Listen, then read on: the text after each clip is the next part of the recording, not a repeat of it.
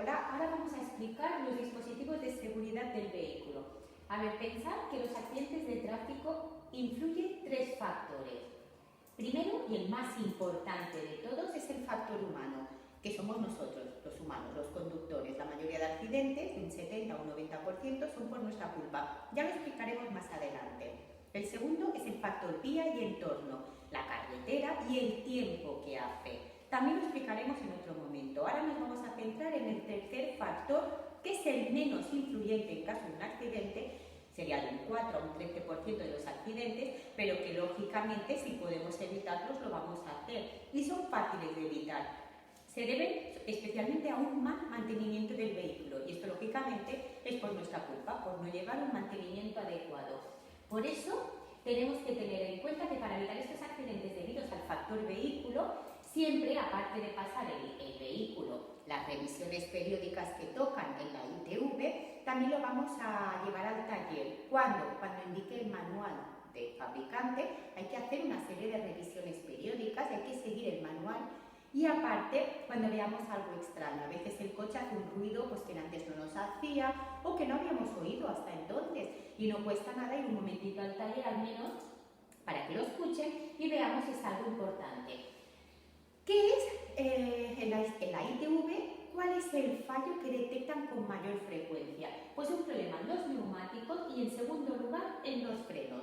Por eso es muy importante además pensar que la rueda es el único elemento del vehículo que está en contacto con el suelo. Si no está bien, no podemos controlar el vehículo. Por eso es tan importante que verifiquemos la presión de inflado una o dos veces al mes con el neumático frío o poco rodado. Que comprobemos también el desgaste del neumático.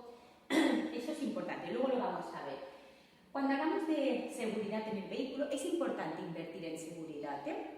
Tenemos dos tipos de seguridad, la seguridad activa y la seguridad pasiva del vehículo. Cuando hablamos de seguridad activa, ya lo dice el propio nombre, es activa, participo. ¿Cómo? Llevando un mantenimiento, son elementos del vehículo que tenemos que controlar y mantener. Por ejemplo, frenos, neumáticos, dirección, suspensión, amortiguadores, luces, todo esto es seguridad activa. Además, si está en buen estado, ayuda a que reduzcamos la posibilidad de que se produzcan accidentes. Si tú tienes bien los frenos, es más fácil poder detener el vehículo a tiempo. Si los neumáticos están en buen estado, se agarra mejor al suelo y lo controlamos mejor. Aparte de que llevamos un control preventivo, también son elementos que reducen la posibilidad de que se produzca el accidente. En cambio, la pasiva, ya lo dice el propio nombre, paso. ¿Por qué? Porque no lleva un control preventivo, no son elementos del vehículo que se tengan que controlar periódicamente. Por ejemplo, el cinturón, no hacemos revisiones de cinturón, de airbag, de reposacabezas, de casco. Estos elementos del vehículo no tienen un control, un mantenimiento. Y además, si os fijáis, no ayudan a reducir el accidente, sino las lesiones. La pasiva se encarga de reducir lesiones en caso del accidente, o al menos lo intentan, ¿vale? Por eso es tan importante que distingamos entre seguridad activa y pasiva. Vamos a empezar con la activa. Las luces. Ya explicaremos qué luces hay que utilizar en cada momento, que no es lo que estamos explicando aquí. Aquí vamos a explicar que las luces facilitan el que nos vean y que nosotros veamos, ¿vale? Nos permiten ver y ser vistos. Por eso es tan importante que siempre que sea necesario utilicemos las luces. Incluso es recomendable utilizarlas de día, especialmente pues estos días que son más grises, que no hace tanto sol, invierno. Es importante, no es obligatorio, pero es importante, porque así facilita la visión, ¿eh? Y hay algunos vehículos que ya para evitar que nosotros tengamos que encenderlas, ya vienen con ellas encendidas, que se llaman luces diurnas y se encienden automáticamente nada más arrancar el motor. Por ejemplo, como el Audi, que tiene estos puntitos de LED, esos son luces diurnas y facilitan la visión del vehículo. Tú no ves con ellas, pero sí te ven y se evitan accidentes. Es muy importante que comprobemos que las luces estén bien regladas, porque si no, no veríamos un obstáculo, que estén en buen estado y con la intensidad adecuada. No esperéis a que se fundan las luces para cambiarlas. No, cuando veas que ya no alumbran bien, ya iremos al taller a que nos pongan unas nuevas. Y en el caso de que sean luces de descarga, pues lo mismo, cuando ya no alumbren bien, iremos al taller a que nos las recarguen. Las mejores luces que tenemos son las luces de xenón. Son esas que a lo lejos se ven ese tono azulón, violeta. Son luces que iluminan mejor la vía, provocan menos fatiga ocular y duran más tiempo. Lo que ocurre es que son más caras y hay algunos talleres que no se encargan de este tipo de luces, aunque ya cada vez encontramos más fácilmente que los talleres las cambien, Vale, también es importante utilizar los intermitentes, lo que hemos comentado antes, o sea, las luces direccionales, para poder avisar a los demás con tiempo. ¿Veis? Aquí tenemos estas luces de xenón que hablábamos, que facilita que se ve este tono azulón y recordad que iluminan mejor la vía, provocan menos fatiga ocular y duran más tiempo. Estas son las luces que os hablaba, las luces de LED. Estas luces son luces diurnas. Ya veis que las luces normales no están encendidas, pero estos puntitos de LED sí. ¿Para qué? Para facilitar la visión. Este vehículo siempre llevará estas luces encendidas y así de día es más fácil que lo podamos distinguir, especialmente lo que hablábamos antes de días nublados. Aquí también tenéis luces de LED. Vale, las luces angulares, ¿cuáles son? Estas de aquí. Estas luces giran cuando giramos el volante y esto facilita la visión en curvas, en intersecciones. Son muy útiles, no son obligatorias, pero son muy útiles. Y las adaptativas se adaptan automáticamente a la intensidad. Es importante también pensar que todas estas luces son elementos de seguridad y, aunque no sean obligatorias, son muy recomendables. Hay algunos vehículos que tienen las luces de carretera, que son las largas, de forma automática y se encargan de encenderlas y apagarlas según si no hay vehículos, o sea, si detecta que hay un vehículo, vuelve a las cortas, a las de cruce. Si detecta que no hay ningún vehículo o peatona que pueda deslumbrar, las enciende. Lo podéis hacer de forma manual, pero hay algunos vehículos que lo tienen de forma automática y lógicamente se encenderán a partir de los 45 km/h. Los frenos. Los frenos sirven para disminuir suavemente la velocidad del vehículo, pero también para detenerlo completamente. Es muy importante que los frenos siempre estén en buen estado. Aquí ya veis que tenemos los 4 frenos con freno de disco. ¿Vale? Es este disco de aquí, ese es el soporte de la pastilla y cuando apretamos el freno, frena el pedal del freno, frena las 4 ruedas por presión. Aquí vamos a ver otra imagen con los frenos de tambor. Este de aquí es más peligroso. Tiene mucha superficie frenante. Si os fijáis, todo esto de aquí es superficie frenante. Esto hace que la frenada sea seca. Hay más peligro de que la rueda se bloquee y perdamos el control del vehículo. Es más peligroso. Además, como está totalmente tapado, porque esto es una imagen, pero parece una olla, realmente está así tapado con una tapa y no se ve nada. Queda totalmente tapado. Esto hace que se caliente más y que sea más fácil que se produzca el fading, que es el sobrecalentamiento de los frenos, dejando de frenar temporalmente, perdiendo eficacia.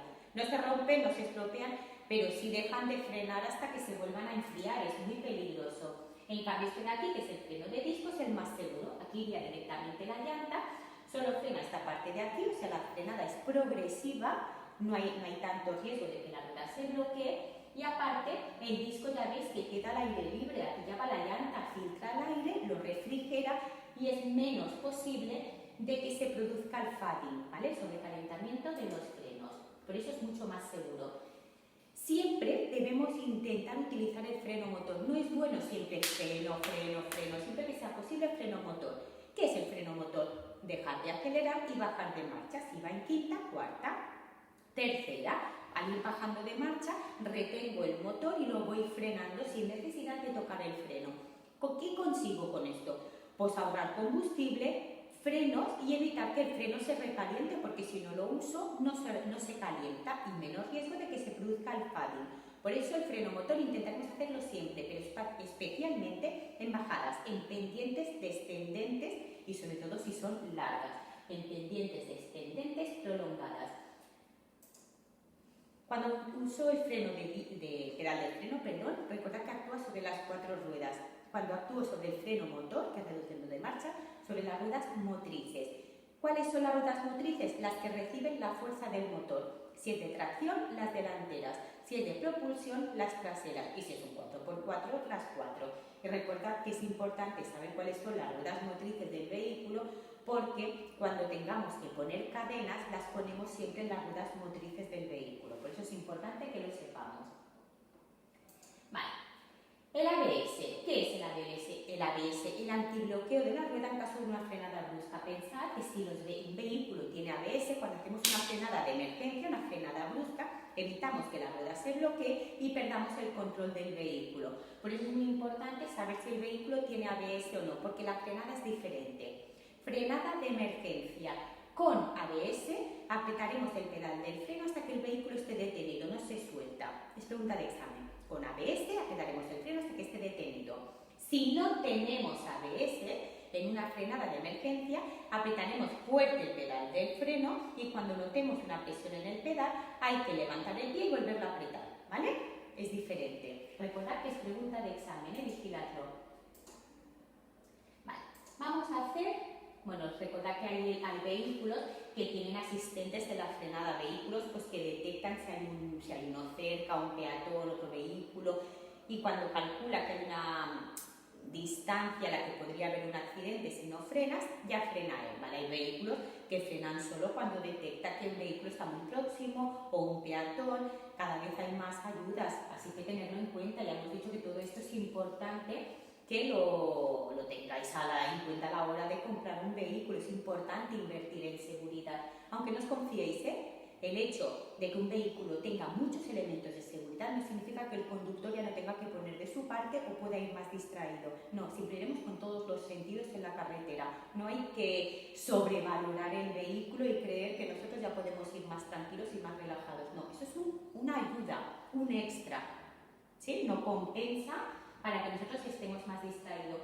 Los vehículos de grandes dimensiones, tienen repartidor en la frenada para evitar que haga la tijera. Si no, en una frenada brusca, la parte trasera intenta adelantar a la delantera, que es lo que le llamamos hacer la tijera, y hay mucho riesgo de sufrir un accidente. Por eso reparte la fuerza en la frenada, ¿vale? Cada vez hay más vehículos que lo tienen, ¿vale? Cada vez hay más turismos que vienen también con estos repartidores de frenada.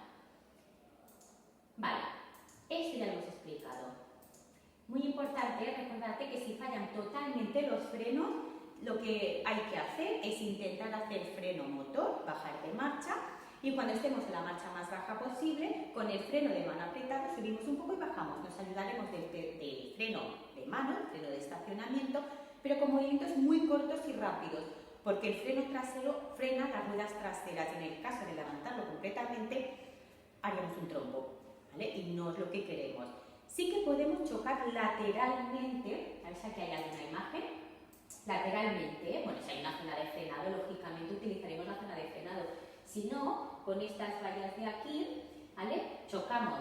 Os pongo estas porque aquí no las tengo porque hay zona de frenado, pero si no, con las vallas de aquí de los laterales chocaremos lateralmente para ayudarnos a frenar. Es muy importante tenerlo en cuenta, pero nunca, ¿veis? Como este de aquí, nunca buscaremos un obstáculo para chocar frontalmente. Las ruedas.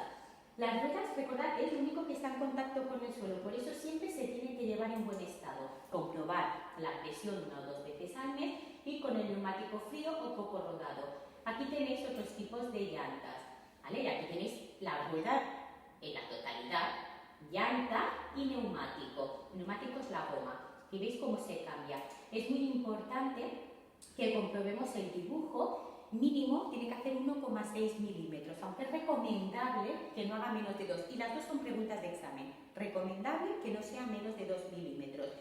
Prohibido inferior a 1,6. En 1,6 es obligatorio cambiarlo. Por eso tenemos unos indicadores de desgaste que luego os enseñaré para que veamos cuándo ha llegado. Lógicamente este neumático ya veis que está en mal estado y así no se puede circular. Está prohibido y es peligroso. Vamos a ver. Hay dos tipos de neumáticos, con cámara y sin cámara. Con cámara, como pinches, hay riesgo de reventor.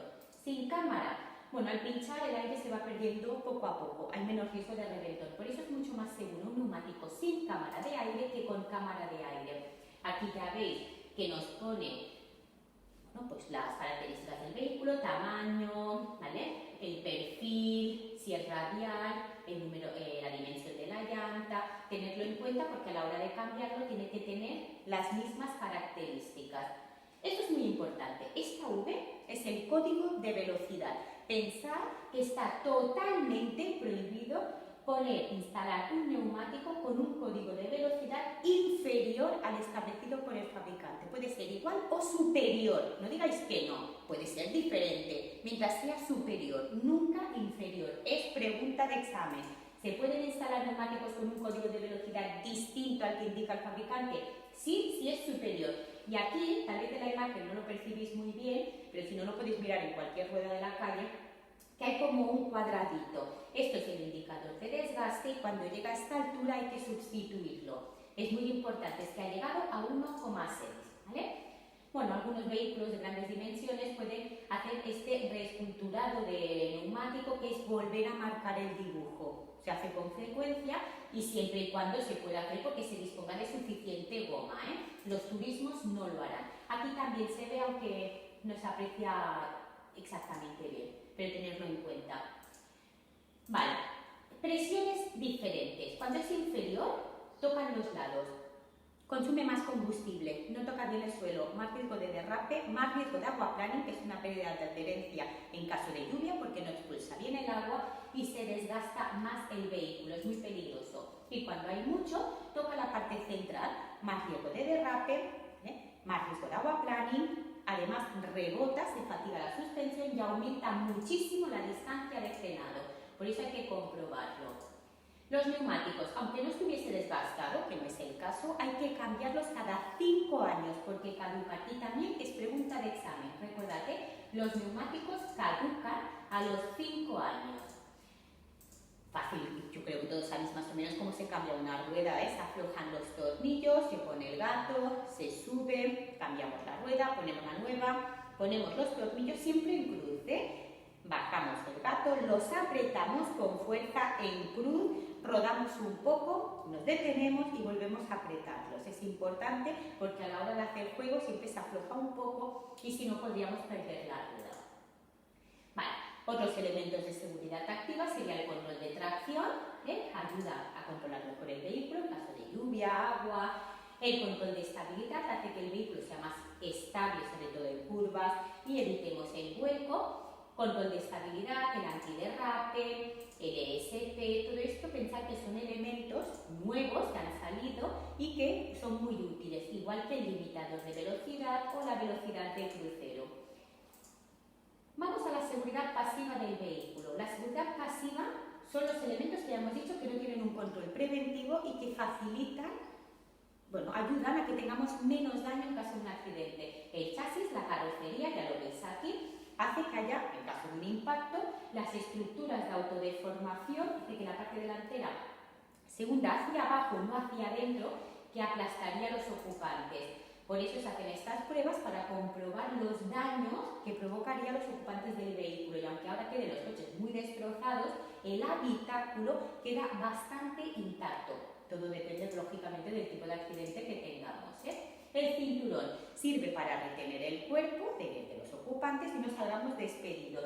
Por eso el cinturón lo tenemos que utilizar todos los pasajeros del vehículo, conductor y pasajeros, y llevarlo de forma adecuada. Tiene que ir ajustado al cuerpo, prohibido utilizar pinzas que lo dejan suelto y tiene que pasar por la clavícula y el centro del pecho, en esta zona de aquí, no por aquí ni por el cuello, que es peligroso. El cinturón nos lo tenemos que aprovechar antes de iniciar la marcha, lógicamente, aunque el conductor se lo puede quitar cuando haga marcha atrás. Luego ya veremos casos en los que podemos utilizar podemos circular sin el cinturón. Hay pocos, pero hay. Pero tener en cuenta que de entrada es obligatorio para todos los ocupantes del vehículo, tiene que quedar ajustado sin oprimir. La banda abdominal tiene que pasar por la clavícula, por la pelvis, perdón. Banda torácica, clavícula y centro del pecho. Banda abdominal por la pelvis. Nunca digáis abdominal, abdomen, porque es la barriga y nos reventaría por dentro. Si hay un accidente es importante que se compruebe los cierres, los anclajes, porque se pueden haber dañado. Además, los vehículos de hoy en día, cuando hay un accidente fuerte, los cinturones son pirotécnicos, salta un petardo y se queda fijo, clavado, entonces se tendría que cambiar, Por eso igualmente iremos comprobando que siempre esté en buen estado y si no, pues se cambia. Si no hay cinturones, como en este caso de aquí, pues no se puede utilizar porque no están instalados, pero si no es obligatorio para todos los pasajeros. Y recordad que los menores de edad somos nosotros los responsables de que lo utilicen de forma adecuada. Luego ya cada mayor de edad es responsabilidad suya. cosas a tener en cuenta. Los niños tienen que ir en un asiento adicional homologado y si van delante tienen que ir con la sillita girada al revés y desconectando el airbag manualmente. Sobre todo en este caso solo pueden ir aquí cuando no sea posible llevarlos detrás, o porque no caben o porque no hay asientos. Si en un autobús hay cinturones es obligatorio utilizarlo. Vale, dispositivo de retención infantil. Menos de 1,35 m, obligatorio un dispositivo de retención homologado a su talla o peso. De 1,35 m a 1,50 m o dispositivo o cinturón. Y a partir de 1,50 m ya solo cinturón de seguridad de un adulto. ¿Cuándo podemos ir sin cinturón? Para hacer marcha atrás. Conductor del taxi en poblado también puede ir sin cinturón, al igual que puede llevar niños en la parte trasera sin dispositivo. Los que hacen operaciones de carga y descarga, si hay muchas paradas muy próximas, también pueden ir sin cinturón. Y los conductores y pasajeros de vehículos prioritarios en servicio de urgencia en poblado también pueden ir sin cinturón. Todo esto, recordate, hay que colocarlo de forma adecuada. ¿Qué es el efecto submarino? Deslizarse. Deslizarse, te revientas los huesos, aparte, ¿vale?, que te haces graves daños. Eso se produce porque la banda abdominal no te retiene adecuadamente. Por eso es muy importante que siempre vaya bien sujeto. Más cosas a tener en cuenta. Esto ya lo hemos explicado. Recordad que los niños siempre con un asiento adicional homologado según su altura. El airbag es esta bolsa de aire que se infla en caso de un impacto violento. Hay airbags por todo el vehículo, no todos saltan a la vez, solo saltan en un impacto violento, no al estacionar con los pequeños golpes que podamos dar, y solo de la zona del impacto. Tened en cuenta que hay muchos tipos de airbags, frontal, laterales, de reposacabezas, tenedlo en cuenta. Reposacabezas es esta zona de aquí que se tiene que ajustar porque evita que nos partamos el cuello en caso de un accidente. Hay dos tipos de airbags. De reposacabezas, el normal y el activo. El normal es este que sube para arriba y para abajo, recordemos, parte superior en la parte superior de la cabeza, parte central en la altura de los ojos. Y hay el airbag, el reposacabezas activo, que también tira hacia adelante y acompaña los vaivenes de la cabeza y reduce el latigazo cervical. Es importante porque es pregunta de examen, que sería este de aquí. Acompaña los vaivenes de la cabeza y reduce el latigazo cervical. El casco ya hemos dicho que es obligatorio para conductor y pasajero y siempre es responsabilidad del conductor que lo lleve y se lleva abrochado. Y hay unas cosas a tener en cuenta. Tamaño, tiene que ser de nuestro tamaño, que esté homologado y que se lleve abrochado. Recomendable que tenga visera, si no, utilizar unas gafas que protejan los ojos. El colores claros, vistosos, llamativos son más seguros y que sea integral, que tenga morrera, así no solo protege la cabeza, sino también la cara. Todo esto son preguntas de examen. Si el casco se cae al suelo y sufre un golpe fuerte, importante, habría que cambiarlo. Y es muy importante que la visera sea antibao, que también es pregunta de examen. Ya está. Espero que os haya quedado muy claro este tema y si tenéis alguna duda nos consultáis.